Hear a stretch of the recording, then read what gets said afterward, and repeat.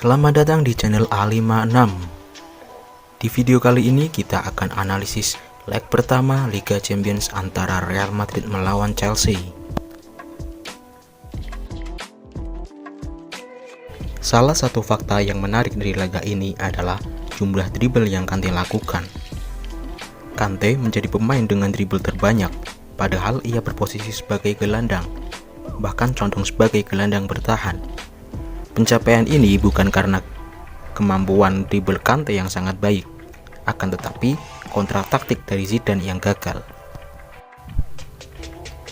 Di laga ini, Madrid memilih menggunakan formasi 3-5-2. Meskipun begitu, dari komposisi pemain tidak banyak perubahan. Hanya Marcelo yang kembali masuk ke line up.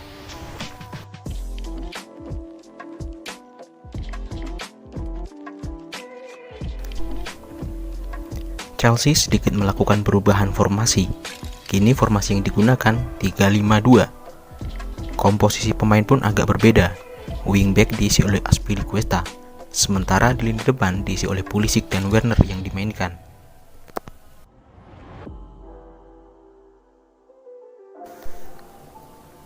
Chelsea memang mengisyaratkan untuk bermain lebih bertahan. Itu ditunjukkan dengan pilihan formasi 3-5-2. Padahal mereka biasanya menggunakan formasi 3-4-2-1.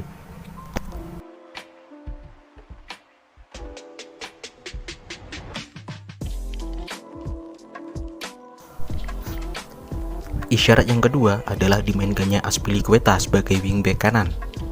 Sebagaimana kita ketahui bahwa Azpilicueta memiliki kemampuan bertahan lebih baik dibandingkan James, sehingga bermain lebih bertahan Azpilicueta adalah pilihannya.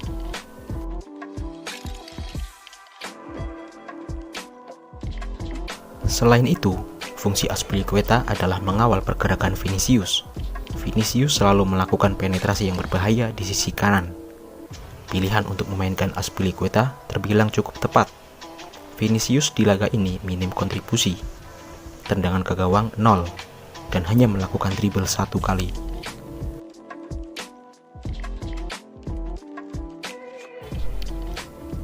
Namun, ketika menyerang, formasi Chelsea kembali ke 3-4-2-1.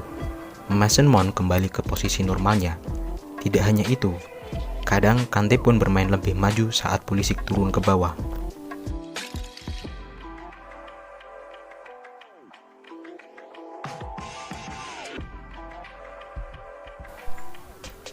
Menghadapi Chelsea, Madrid memilih bermain dengan formasi 3-5-2. Pilihan ini cukup masuk akal, sebab Chelsea dominan mengeksploitasi sisi lapangan dengan wingback, sehingga salah satu solusinya dengan juga memainkan wingback. Dengan ini, saat Madrid diserang, jumlah pemain akan sama.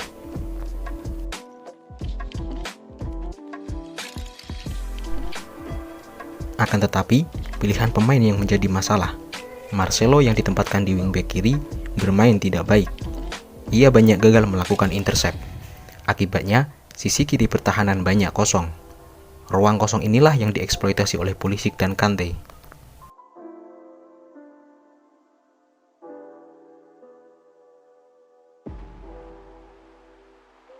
Selain itu, sering majunya Casemiro membuat ruang kosong di lini tengah.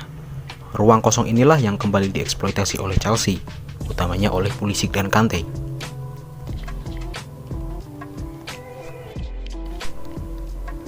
Beberapa peluang Chelsea pun tercipta dengan memanfaatkan dua kondisi ini. Serangan cepat di sisi kiri Madrid dan kekosongan lini tengah yang ditinggalkan oleh Casemiro. Dan itu juga mengapa Kante dan Pulisic menjadi pemain dengan dribble terbanyak.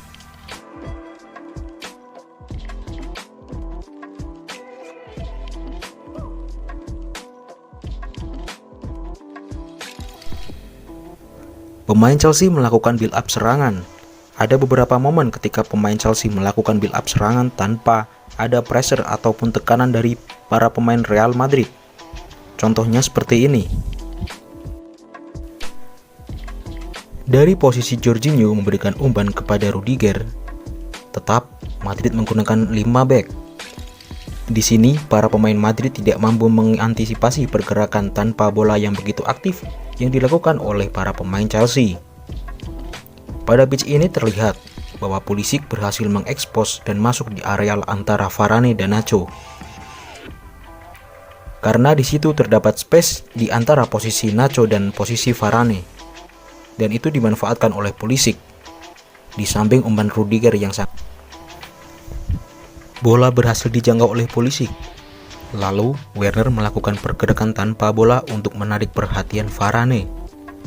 Salah satu andil peran dari Werner ini membuat Pulisic mendapatkan ruang yang banyak. Dan terjadilah gol pertama untuk Chelsea. Ketika Chelsea tanpa bola, pemain-pemain Chelsea sangat aktif untuk merebut bola tersebut dengan cepat dan sangat baik dalam reading the game. Di pitch ini terlihat ketika Chelsea berhasil memotong bola, kemudian transisi cepat dilakukan. Di sini, Kante memberikan umpan kepada Pulisic. Bola berhasil didapat oleh Pulisic yang kemudian melakukan counter cepat. Namun sayang, Pulisic terlalu cepat memberikan umpan ke Werner yang akhirnya berhasil ditutup oleh Varane.